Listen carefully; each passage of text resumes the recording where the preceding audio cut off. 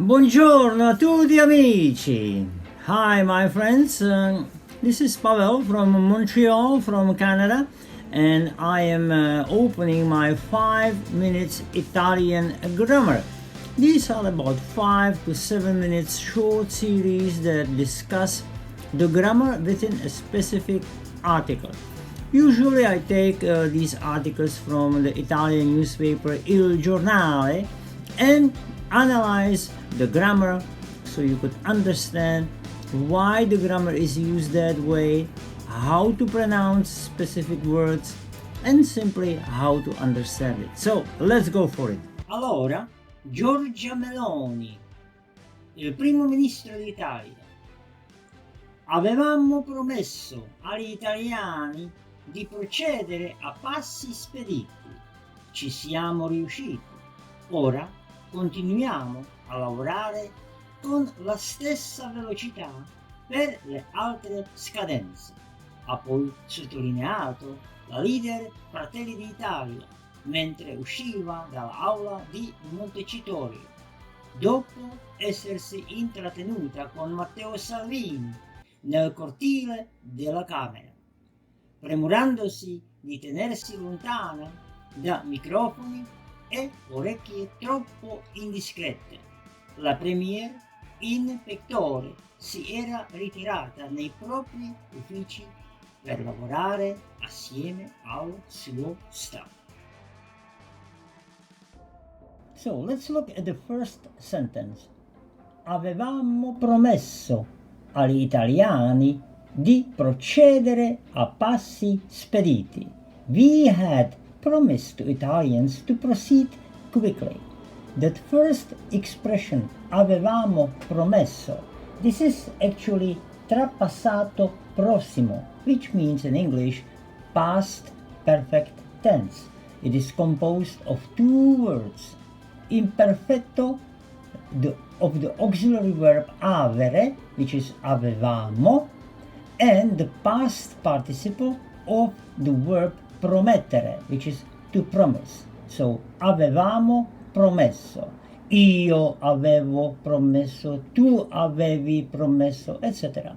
And avevamo promesso, that means that we had promised to Italians to proceed quickly.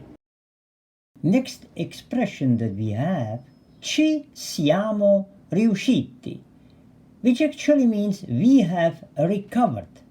And this specific verb, riuscire, is considered as a reflexive verb, and that is the reason why we have to use the auxiliary essere.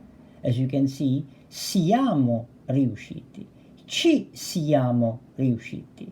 So, in this expression, which happens to be in the present perfect tense with the reflexive verb, we have to use auxiliary essere. Io sono riuscito, tu sei riuscito, ci siamo riusciti. So again, siamo is the present of the auxiliary essere, and riusciti is the plural past participle of the verb riuscire. As you can see, the remaining part of the sentence is quite easy. Ora continuiamo a lavorare con la stessa velocità per le altre scadenze. Continuiamo, that's a present tense of continuare in plural. Noi continuiamo. A lavorare, that's an infinitive to work, con la stessa velocità, with the same velocity, per le altre scadenze. So the next expression, poi, actually it starts ha poi sottolineato. That is a present perfect tense. So let's analyze ha poi sottolineato. La leader Fratelli d'Italia, which means FDI, mentre usciva dall'aula di Montecitorio. Ha poi sottolineato is passato prossimo or present perfect tense that is always composed of the auxiliary avere or essere plus past participle. So as when you see a, poi sottolineato, a is the third person of avere, io, o, tu, I, lui, lei, a. And sottolineato is the past participle of sottolineare, which means to underline, to specify something. So the sentence is a, poi sottolineato. The next verb that we see is usciva. Usciva is imperfetto or simple past tense that is describing an activity that was taking place in the past. The infinitive is uscire. Io uscivo, tu uscivi, lui, lei usciva. So it is related to feminine, usciva. So the next expression, dopo essersi intrattenuta con Matteo Salvini nel cortile della Camera, etc. So, dopo essersi intrattenuta, that means after having entertained herself with Matteo Salvini. In this expression, we have to use the auxiliary essere because with the reflexive verbs, when we conjugate them, we always, excuse me, I'm a little bit sick today. We always have to use the auxiliary essere. And intrattenuta, that means intrattenere, to entertain. Intrattenere is infinitive. So, dopo essersi intrattenuta. And why it is intrattenuta? Because it is Giorgia, feminine. That's why it has to be at the end a. So again, this expression is composed of the auxiliary essere and the past participle that has to be in accord with the subject. That's why we have a. So, dopo essersi intrattenuta con Matteo Salvini.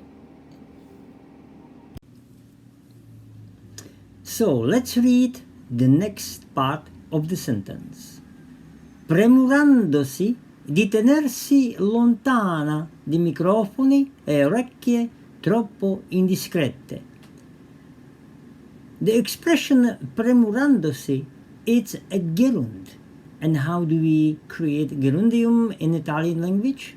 We will take the verb like premurandare and we will remove the last two letters R, E, and to that we add NDO, premurando.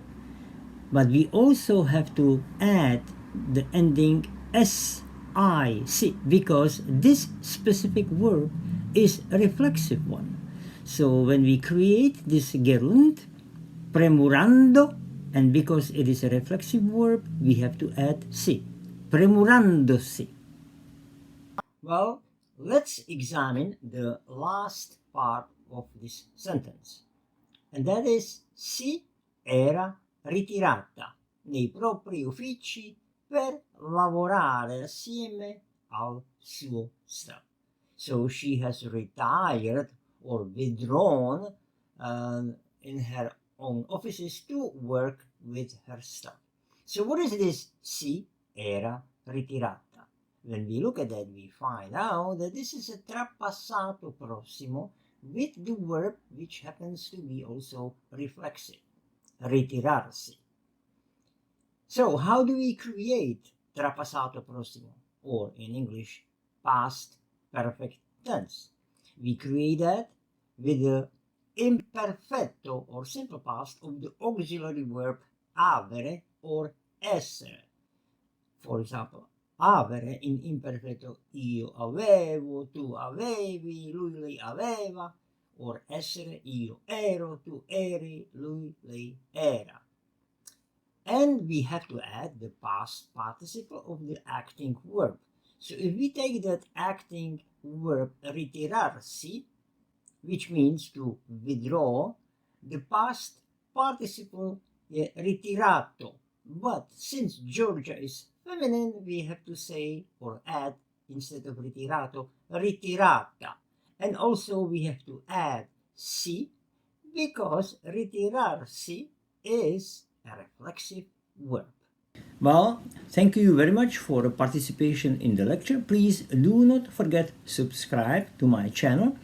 I hope that the analysis of this Italian grammar was sufficient and good, and I'm looking forward to post more videos of this type. Arrivederci!